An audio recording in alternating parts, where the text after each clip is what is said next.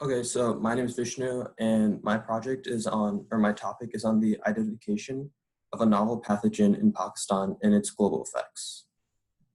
So just some background on me, I go to Market High School, which is a school in Chesterfield, Missouri, and I'm going to be a senior next year. Some of my general passions are I like learning about world history, so just new cultures, I like travel, and I also like learning about space as a whole.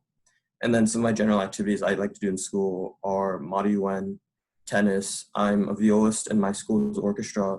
I just like to volunteer in general. So before I go into the topic, I think it's good to just give some background on it is and how I got involved. So one of the topics I've really been interested in just in general is the idea of antibiotic resistance.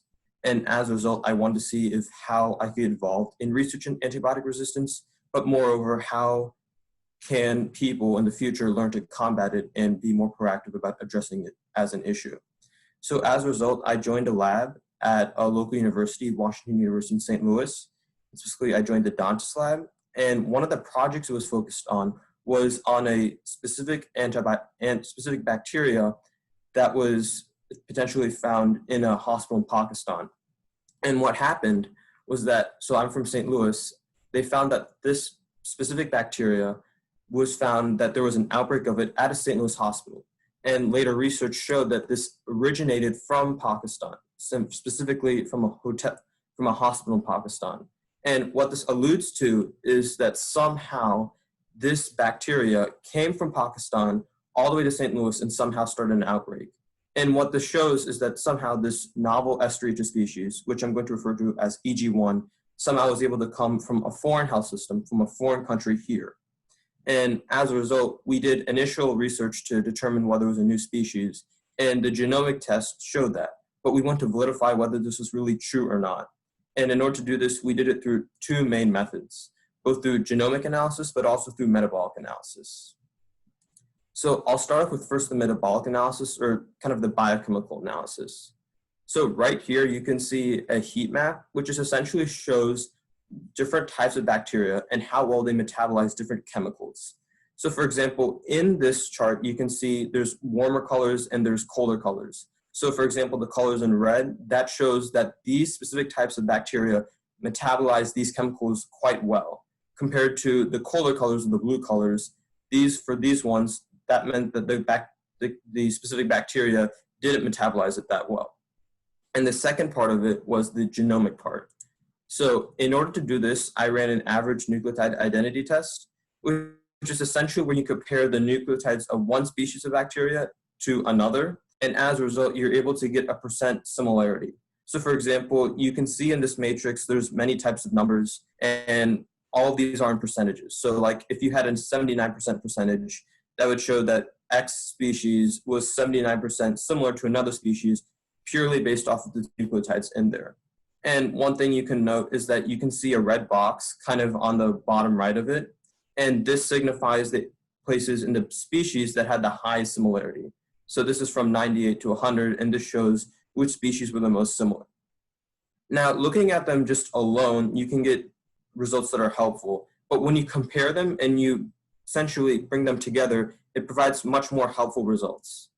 So for example, if you look to the right, there's 3 different types of charts, all of them showing deviations. And what I mean by deviations is that instead of looking at just the data itself, I first, essentially what I did is that using the data for the novel isolate as a baseline, I put that as 0, and then from there I compared how the other 15 similar species compared to it. So on the top right, the top right chart, that shows essentially the deviation, but based off of genomic data. So you can see that there's a couple of them that have a smaller deviation, and then there's some at the top that have greater deviation. Figure 4 shows that same concept, except looking at it from a biochemical perspective. So instead of looking at genomic data, we're looking at how well different species of bacteria metabolize different chemicals. And you can see that data based off of figure 4. Now, once I had these two done, I want to combine them together to see, once we combine them, how does that data change, or is it similar or different compared to the data in the previous charts in the previous sources? And using a weighted distribution, I was able to get different results which is really helpful because when you compare it to the cladogram in the middle, that if you compare the results from the weighted deviation to the cladogram, one of the things you can see is that the results from the weighted deviation better align with the results of the cladogram in comparison to just looking at the genomic results or the biochemical results itself. And this observation is important because this gives significant support to the claim that this is a new species of bacteria. And it shows how, instead of looking at a thing just one or alone, by comparing them and essentially combining them together, you're able to get much more accurate results that are able to better support your claim or thesis. And as a result, it's getting a lot of evidence supporting the fact or the notion that this is a new species of bacteria. So once this was done, I reported back to the lab to see what we could do and further steps to move along. And one of the questions I posed is that I wanted to understand the relationship between genomic and biochemical characteristics and antibiotic resistance.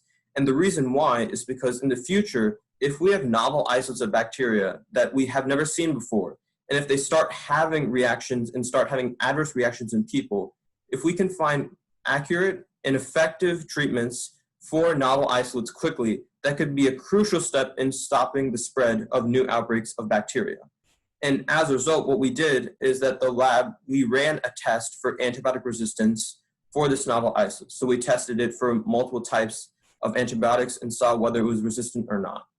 And the results showed that it was not resistant for most of them, except for one. So it was lincomycin, which is all the way to the left. And even though this was just a small result, it's helpful because if we can better test, and more specifically test for multiple types of bacteria and see how it's resistant to different types of antibiotics or not, we can try to find a method of predicting whether novel isolates with certain types of characteristics are resistant or not resistant to certain antibiotics. And as a result, it provides a way in which we can determine whether new species of bacteria are resistant or not resistant to other antibiotics. It allows us to be more proactive about finding new treatments for novel isolates of bacteria. So just to summarize, one of the things I really wanted to highlight here was that most of this research was able to be done digitally. And this is really helpful because it shows that, at least for the initial parts of the research, you don't have to be physically in a lab to do this. You don't have to be working with vials and isolates, especially if you're not over 18. If you have access to the internet and if you have access to credible resources that can be found readily online, PubMed is an example, but there's many others as well, you can use the wealth of accurate and credible information that's there to do your own research. And I think that's something that's really helped me and can really help so many other people in their own communities as well. And another thing I'd like to also note is the idea of, again, of potential treatments. By having a better framework of determining in the future potentially the types of antibiotics that would or wouldn't work for new species of bacteria, we can try to be more proactive about what species and what antibiotics will work. And as a result, we can be more prepared for future outbreaks. And just to wrap up, I think this also better shows the concept of global interdependence. The fact that us and local communities affect and are affected by foreign communities.